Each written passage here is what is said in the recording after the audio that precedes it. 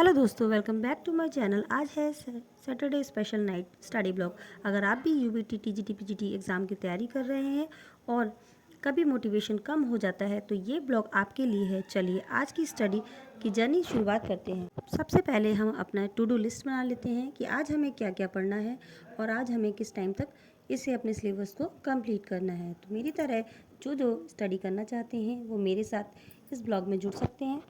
Daily छोटे छोटे target को बनाइए और उन्हें अपने साथ उसे कंप्लीट कर लीजिए, क्योंकि आज का टारगेट अगर हम आज ही कंप्लीट कर लेते हैं तो कल के लिए हमें बर्डन नहीं पड़ता है। तो इसके लिए मुझे ऐसा लगता है कि अभी नोटिफिकेशन आने में टाइम है, तब तक हम क्या करेंगे, हम अपनी स्टडी को स्पीक तक ले जाएंगे ताकि जब हमारा नोटिफिकेशन आए तो उसको हम दोबारा रिवाइज कर सकें। मेरी तरह जितनी भी हाउसवाइफ हैं या जिनकी फैमिली है, बच्चे हैं, जो मुझे समझ सकते हैं और मैं उन्हें समझ सकती हूँ कि फ़ैमिली के साथ टाइम बहुत कम मिल पाता है स्टडी के लिए। तो जो भी टाइम हमें मिलता है उसमें हम अपनी स्टडी को करते हैं। तो हम सबसे अच्छा टाइम होता है रात का, क्योंकि रात में बहुत पीसफुल होता है। इस वक्त कोई डिस्ट्रक्शन नहीं होता है, पढ़ाई में बहुत अच्छे से मन लगता है। और आज का एम हम कम से कम 3 घंटे लगातार पढ़ने का बनाएंगे। देखते हैं आज पढ़ाई हमारी कितनी हो पाती है। शादी से पहले पढ़ाई करना इतना मुश्किल लगता था, लेकिन शादी के बाद ये लगता है कि शादी से पहले ही पढ़ाई कर लेते तो कितना अच्छा रहता। जो भी हो, पीछे को नहीं जाते हैं, आगे बढ़ते हैं। तो हम क्या करते हैं, अपनी स्टडी स्टार्ट कर देते हैं। और अपनी स्टार्ट के लिए हम सबसे पहले ये देखते हैं कि हमको पढ़ना क्या है। आज का मेरा टॉपिक है विलियम वर्ड्सवर्थ का।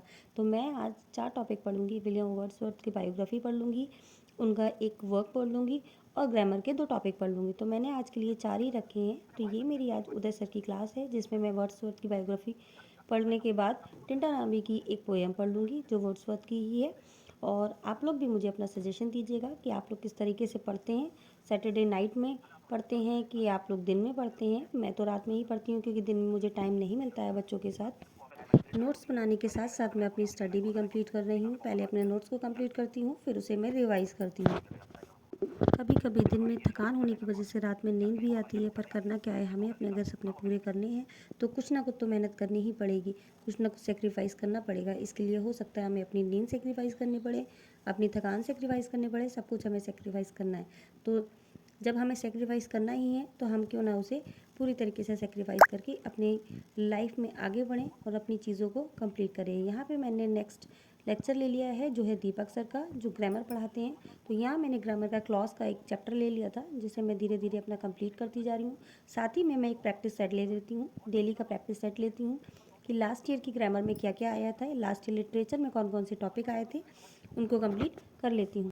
मुझे ऐसा लगता है कि अपनी स्टडी किसी भी तरीके से रोकनी नहीं चाहिए, भले ही आपको 4 घंटे ना मिले। डेली का अगर आप 1 या 2 घंटे भी रेगुलर में देते हैं तो कुछ नहीं, कम से कम आपकी 70% प्रिपरेशन पहले ही हो जाती है। नोटिफिकेशन आने से पहले अगर आप इतना कंप्लीट कर लेते हैं तो नोटिफिकेशन आने के बाद आपको इतना टाइम मिल जाता है कि आप उसे रिवाइज़ कर सकें।